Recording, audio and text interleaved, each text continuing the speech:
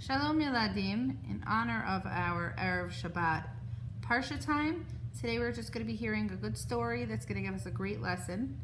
The name of the story is Tali's Slippers, Tova's Shoes. You could see this book is from my sister Tova from when she was a little girl, so I thank her for sharing it with us so that I can read it. Tali held the parcel of brown paper tightly to her chest, careful not to bump or bang it. Ema had told her to buy something strong and sturdy, something which would last, but the sight of the lovely white slippers had been too much to resist. "Here she is. Let's see, Tali. Let's see your new shoes." Tova's little hands were already busy pulling at the string on the package. Ema smiled as she put the baby down in the crib. "Let's see, Tali," she said. Abba walked into the room. "Let's see, Tali," he said. Tali was worried. What would she do if Ema said the shoes had to go back to the store? She took the package out of Tova's hands and began to open it. "They aren't exactly what you told me to buy," she said slowly. "But Ema, they were so lovely." "Oh, Tali," cried her mother, "they aren't what we told you to buy at all. These aren't sturdy shoes for school.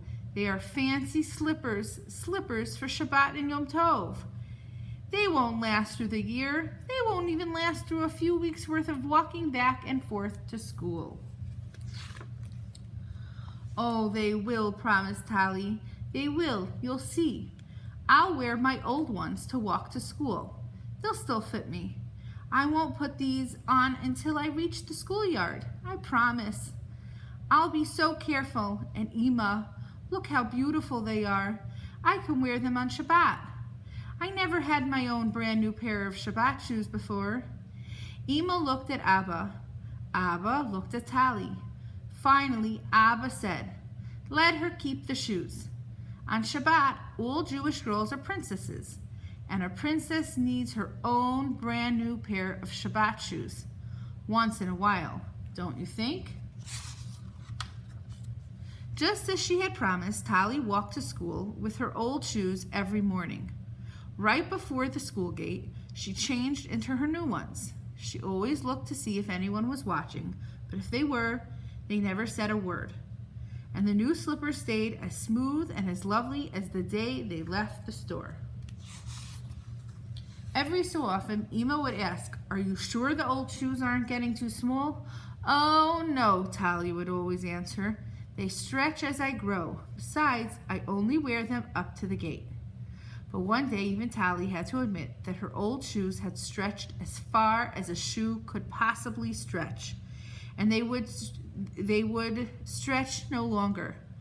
Not even enough for a short morning walk. So out came the new slippers, bright, pretty, and shiny, for the trip to school. Tali left the house earlier than usual, so she would have time to walk slowly, carefully, to watch the road, and to avoid the stones and puddles.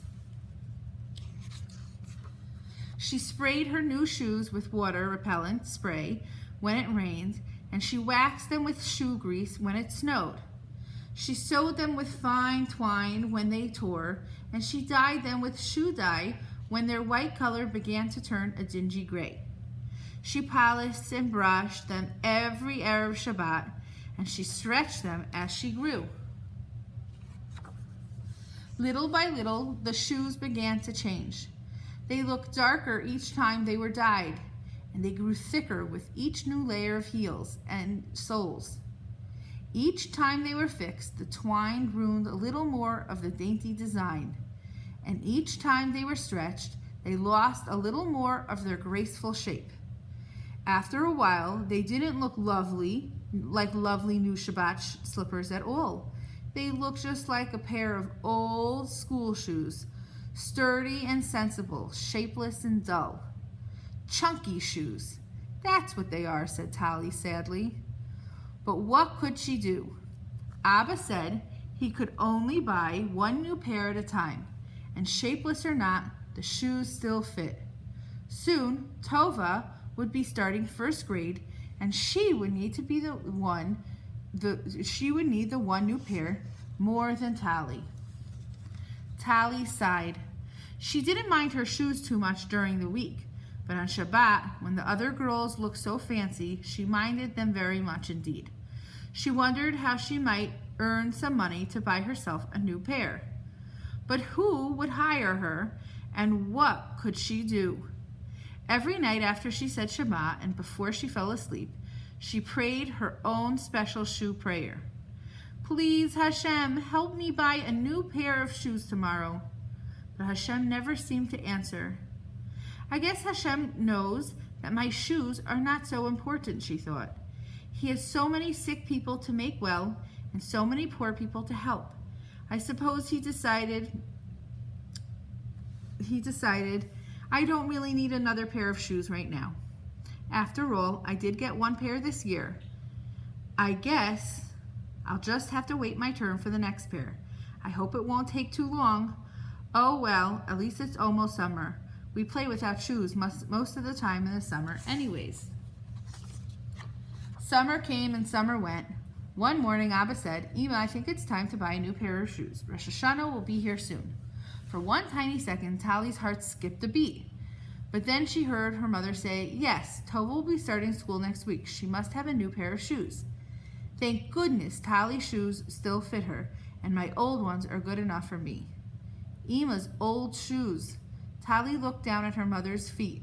Her plain, sturdy shoes might not be so bad for a schoolgirl, but they definitely did not look like the pretty shoes the other Imas wore. And if Tally was a princess on Shabbat, then Ima must be a queen. But queens simply didn't wear shoes like Ima's. Tally had never thought about Ima's shoes before, perhaps because Ima had never mentioned them. Did Ima feel ugly when she wore her everyday shoes to shul on Shabbat and Yom Tov? Tally felt ugly when she wore hers. Was Ima afraid the other ladies were laughing at her? Tally was always worried about what the other girls were saying, even though they usually didn't say anything at all. Tally was very quiet. But Tova wasn't. I want a pair just like Tally, she begged, the same color too. Well, said Abba, you've grown so much you've almost caught up with Tally. Maybe her shoes will fit you. Tova laughed. What a funny idea, she said. Let me try them on. Tally, please, just for a minute. Look, they really do fit. Not too big, not too small, just right. And they're even nice and chunky, just like the shoes all the other girls are wearing now. They were too, which is how Tally's slippers became Tova's shoes. Then that night, Tally had an idea. When everyone was asleep, she tiptoed out of bed and tried on Ima's shoes. Tova wasn't the only one who had grown. Tally had grown too, and just as she thought, Ima's shoes were a perfect fit. On Rosh Hashanah, when the family was walking home from shul, Tally was all smiles. Hashem was thinking about me after all, she thought. He finds time to worry about everyone. I stepped right into Ima's shoes. They aren't quite new, and they're not quite as pretty as my Shabbat slippers were, but they look much nicer on me than they did on Ima. And they're nothing like the shoes Tova got, but Tova doesn't care one bit. Look at her, she's so funny. She just loves her chunky shoes. She even told her friends they were once my Shabbat slippers, but no one believed her. And best of all, this week, Ima finally went to shul like a real queen. In her own pair of brand new slippers. This Yom Tov, our family is walking in style. So this story is great. It teaches us a lot of lessons. One lesson that I learned from this story is it's important to find the most special, beautiful things to use for Shabbat. Another lesson I learned from this story was that when something may seem, like you don't know what to do, if you think about it, and you maybe daven about it, most of the time you can always find a good solution. So when Tally and Tova didn't have shoes, they turned to Hashem and they turned to each other and they found a solution. So right now we're going through harder times. It's hard to be home a lot, but continue davening and doing what you're doing. You're doing great. Shabbat shalom, everybody.